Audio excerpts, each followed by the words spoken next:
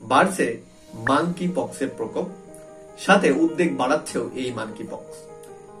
এমত অবস্থায় আপনি কি দেখে বুঝবেন যে আপনি মাঙ্কি পক্সে আক্রান্ত?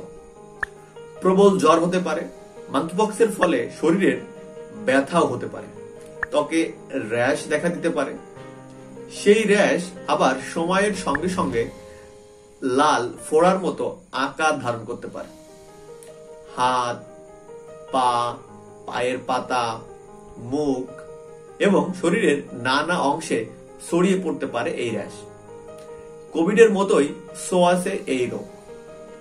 পশু থেকে মানুষে বা মানুষ থেকে মানুষে ছড়াতে পারে এই সংক্রমণ।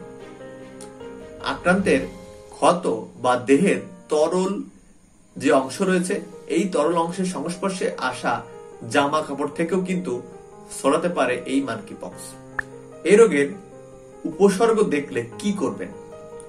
প্রথমেই এই রোগের উপসর্গ দেখলে পরীক্ষা করাতে হবে। জ্বর, ক্লান্তি, গা ব্যথা, লসিকা গ্রন্থি ফুলে যাওয়া, ত্বকে ক্ষত তৈরির মতো উপসর্গ দেখা দিলেই চিকিৎসকের পরামর্শ নিতে হবে।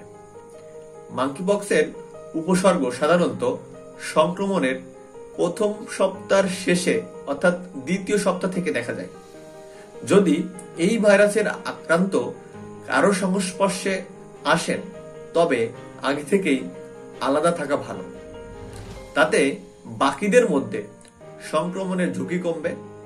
তাই ভয় না পেয়ে সচেতন হন, সুস্থ থাকুন।